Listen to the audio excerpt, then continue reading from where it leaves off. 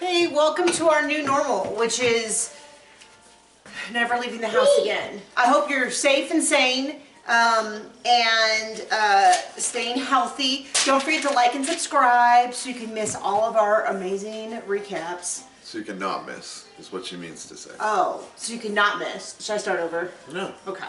So this is Before the 90 Days, Season 4, Episode 7? I'll fix it in the title. I don't know what I wrote down.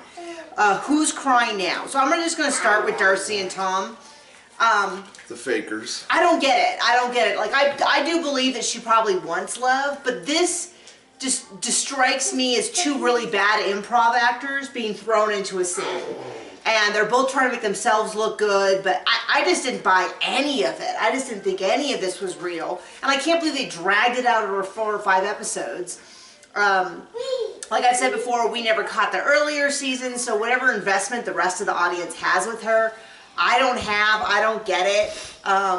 This guy is not some great catch, you know, and then he's like saying how, oh, I was up all night thinking about her, I really want this to work, and then he meets her and he's like, oh, I met someone who will love me the way I want to be loved. And it's like, oh, great for you, but you didn't need to have her fly it from New York. But then he wouldn't have got the daily rate. Yeah, neither would she. So I just think this reminds me of, like, I don't know, like junior high kind of stuff where it's really not about the person, it's that you want to be cool and be liked and I don't know. And money. So I don't get any of that. So I'm just going to go ahead and move on to Lisa and Usman. First of all, have anyone talked about the fact that he looks high in every interview? I don't know what's in a hookah. I've never done one. It's normally just tobacco, right? But he's always got like bloodshot red eyes and kind of a vacant look. And he had to go, they had this big fight and he had to go get his hookah before. And I do buy this, like, that maybe he's like self-medicating to put up with her, because he talks about how he's sacrificing too much for his dream of going to America. To become an international celebrity. Or yeah, didn't mention a lot about Lisa in that. He is. I mean, he seems to be, I mean, we definitely have a very westernized view of what marriage should be, and it hasn't been true for majority of time, or even now places, that you go into a marriage and it's like getting a job in the sense that you do it and you hope to get the best one you can, but sometimes you have to sacrifice to have your needs met. And this definitely feels like, oh, this will definitely get my need to move to America. We talked about how it's just, he's sacrificing too much. Hi, buddy, be very careful. Anyway, so he took back, and she talks about him being insecure in the relationship, and she is the most insecure. But I mean, I think it comes from the fact that deep down she knows the truth, which is that he doesn't love her, he wants to move to America.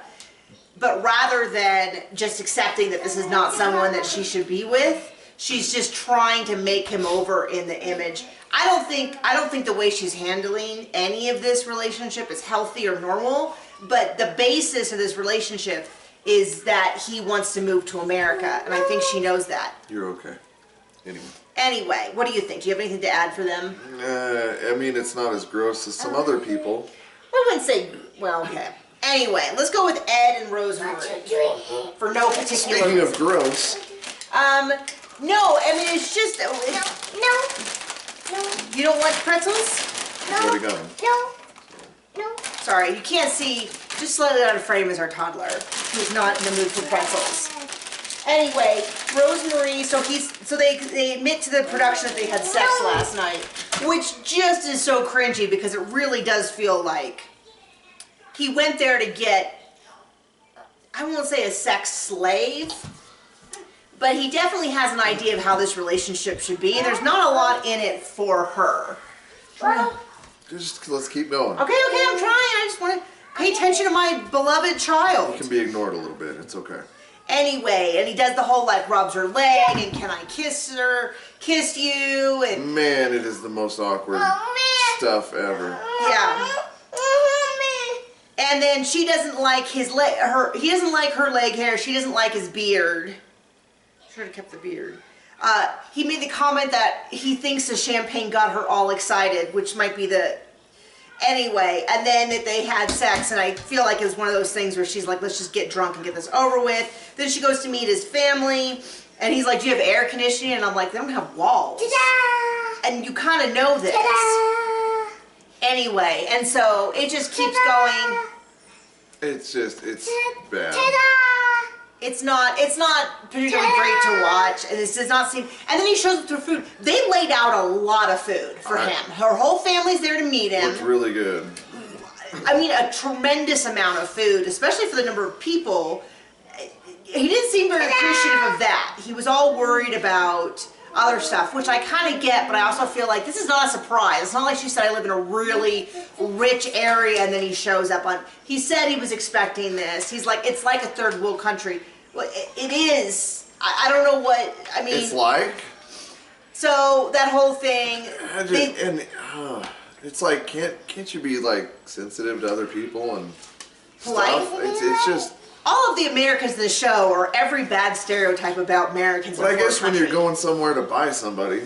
Oh, and I'm like, dude, she earned those $3 pajamas that I'm sure she would have preferred. But that 10 cents tip was too much. Oh, I know. Too much. I know. The whole thing. So anyway, that's them. I gotta go look. Oh, Jeffrey and Varya. So he doesn't bring a gift for the mom, which, yeah, she probably could have worn him, but it's not terribly uncommon to bring a gift to when you're going to someone's house. His gift is, Merry Christmas, I'm a felon. Right? So now all of a sudden, after he freaked out because she was on a dating app once, now he's freaking out by, mom's like, can we trust you? And then he's like in the confessional, by the way, I haven't told her I'm a felon yet. And it's like, oh my gosh. And not even mentioning the outstanding charges he has now. I have no interest in him. Like, what did I tell you on my first date? So it wouldn't come up as a surprise later. Oh, that you were divorced? Yeah. Getting divorced? Okay, I was like, I don't remember this. Let me just put this out there first so that there's no trouble later. And then did I respond by saying, oh, by the way, I'm kind of crazy and I'm a hot mess? Is that how I responded? That would have been fair and accurate, but... Okay, so now we get to, oh, and then Yolanda and Williams. I almost... Well, first of all, there's one thing I remember, which is she was married to a guy who was in jail and didn't want her to go visit for 7 years or something like that. And I'm kind of seeing now how that played out because... Well, I just want him to explain it. And it's like... I can tell you to explain it. You can't be that dumb. He doesn't exist. Well, yeah, I mean, he doesn't exist as the person he presented. I'm waiting for the daughter to run his image through a reverse Google search because you know this is some professional bodybuilder in somewhere. Anyway, now she's getting emails saying, we have your sexy pictures, we're going to come to your house and beat you up or something. She's like, I just don't understand it. Well, everybody else in America who watches this does. Well, I'm hoping that she really does. Literally ask anyone. Let's hope. Daily rate. Anyway, and then we get down to, come here, baby, hold my hand. Stephanie and Erica, who's another one that I don't quite get a beat on. A lot of people online are saying that Stephanie is gay for pay. I wouldn't put it past her. I definitely think... She's not even really gay. Just... Well, she'd be bisexual. But for me, it almost seems like she's doing all this to get stuff for her YouTube video. And then Erica takes her for booby art, which is the most bizarre, unsexy thing I've ever seen. And I admit I'm a prude. I wouldn't want to get my boobs out in front of strangers. But it doesn't even seem like if Tune in next week for Paint Your Taint. But it just seems like even if you were sexually, it doesn't necessarily seem that sexy. Like it's not, so this incredibly brightly lit studio with strangers just doesn't seem all that interesting. Okay. You want to go feed him? Yeah, I'm going to take care of this. Okay, so then it comes out that Erica has a dating app, which it says the sketchiest thing I've ever heard, which is, the business side. $3 sucky sucky? No, it's a business network app. I'm saying, like, is it like what fans kind only? of business does a dating site have? Yeah, I mean, Tinder isn't known for their incredible tech headhunting skills. Unless you mean headhunting. Anyway, it just is such a bizarre thing, and then they have this full meltdown, and then Erica does say something that sounds 100% accurate, which is, everything makes you uncomfortable. And I do get that impression, and the whole like, oh, I have a persona online, and I kind of get that because you don't necessarily put everything online. No one does, and if you do, you should probably pull it back a little bit. Everybody doesn't do YouTube videos and on the side, sexy videos for pay?